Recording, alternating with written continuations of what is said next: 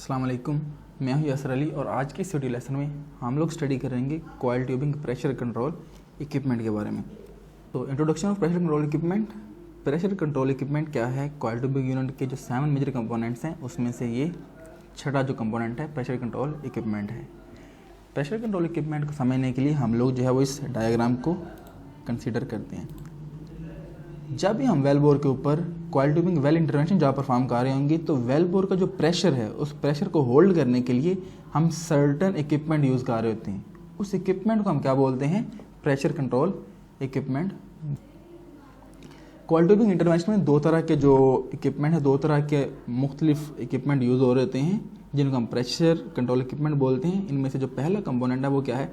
Stripper है। और दूसरा जो कंपोनेंट है, ये इक्विपमेंट है, वो क्या है? ब्लो आउट प्रिवेंटर है। अब इन दोनों को हम जो है वन बाय वन डिस्कस कर लेते हैं। स्ट्रिपर को हम क्या बोलते हैं? डायनामिक प्रेशर बैरियर भी बोलते हैं। डायनामिक प्रेशर बैरियर इसलिए बोलते हैं कि स्ट्रिपर उस वक्त वेल बोर का प्रेशर जो है वो होल्ड करेगा या कंट्रोल करेगा जब हमारा कॉइल ट्यूबिंग का पाइप वेल बोर के अंदर मूव कर रहा होगा, यानी कि वेल बोर के अंदर हम उसको रन कर रहे हैं, वेल बोर से हम उसको पुल कर रहे हैं। स्ट्रिपर जो है वो इंजेक्टर हेड के नीचे इंस्टॉल होते हैं। हम लोग जो है वो इसको इधर भी देख सकते हैं, जिस तरह ये हमारे पास, ये देखें, ये हमारे पास इंजेक्टर है और इसके नीचे ये इंस्टॉल है, यानी कि इसके नीचे जो है ये लगा होता है। अगर हम इसको प्रीवियस स्लाइड में देखें तो ये देखें, ये हमारे पास प्रीवियस स्लाइड है, इसमें ये ऊपर इंजेक्टर हेड और इंजेक्टर हेड के नीचे ये वाला जो कंपोनेंट है, इस कंपोनेंट को हम क्या बोलते हैं? स्ट्रिपर बोलते हैं। स्ट्रिपर को हम प्राइमरी बैरियर भी बोलते हैं। प्राइमरी बैरियर इसलिए बोलते हैं कि इसको हम फर्स्ट टाइम, यानी कि हम इसको इनिशियली हम इससे प्रेशर जो है वो होल्ड कर रहे होते हैं। दूसरा हमारा सेकेंडरी बैरियर होता है, वो हम लोग जो है वो नेक्स्ट स्लाइड में डिस्कस करते हैं। स्ट्रिपर की टाइप्स जो नॉर्मली यूज होती हैं वो ये 4 टाइप्स हैं। उसमें पहली टाइप क्या है? कन्वेंशनल स्ट्रिपर है। दूसरी टाइप क्या है? साइड और स्ट्रिपर। तीसरी टेंडम। और फोर्थ जो टाइप है वो क्या है? Radial stripper. अब हम डिस्कस कर लेते हैं ब्लो आउट प्रिवेंटर को। हमने प्रीवियस स्लाइड में देखा कि जो स्ट्रिपर है उसको हम क्या कहते हैं? Dynamic barrier. तो जो ब्लो आउट प्रिवेंटर है उसको हम स्टैटिक बैरियर कहते हैं, यानी कि इसको हम उस वक्त अप्लाई करेंगे या उस वक्त यूज़ करेंगे जब हमारा कॉइल ट्यूबिंग का पाइप स्टेशन होगा, रुका हुआ होगा। और स्ट्रिपर को हम कब अप्लाई करते हैं? जब हमारा कॉइल ट्यूबिंग का पाइप मूव कर रहा होगा।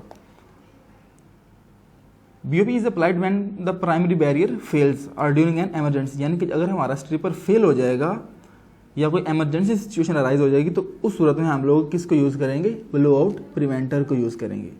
नॉर्मली जो कॉइल ट्यूबिंग का BOP है उसमें 4 रैम्स होती हैं।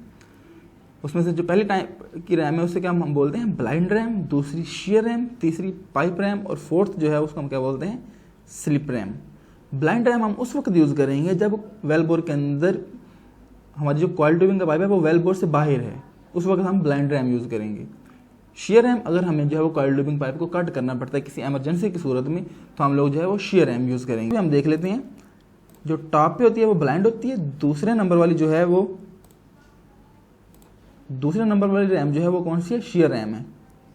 आ गया पाइप रैम। अगर coil tubing pipe well bore के अंदर है तो उस वक्त हम जो है वो थर्ड रैम यूज़ करेंगे, दैट इज़ पाइप रैम। और जो हमारी लास्ट रैम है वो क्या है? Slip RAM. अगर हमने कॉइल ट्यूबिंग पाइप को कट करना है तो नीचे वाले जो पोर्शन है उसको होल्ड करने के लिए जो रैम यूज़ हो रही है उस रैम को हम क्या बोलेंगे? स्लिप रैम बोलेंगे। तो ये था एक प्रेशर कंट्रोल इक्विपमेंट का इंट्रोडक्शन, एक ओवरव्यू। आई होप कि आपको ये वीडियो जो है वो पसंद आई होगी। अगर आपका कोई सवाल हो तो आप इस वीडियो के कमेंट सेक्शन में पूछ सकते हैं। हमारे चैनल को सपोर्ट करने के लिए इस वीडियो को लाइक करें, अपने दोस्तों के साथ शेयर करें और चैनल को सब्सक्राइब करें। Thank you very much.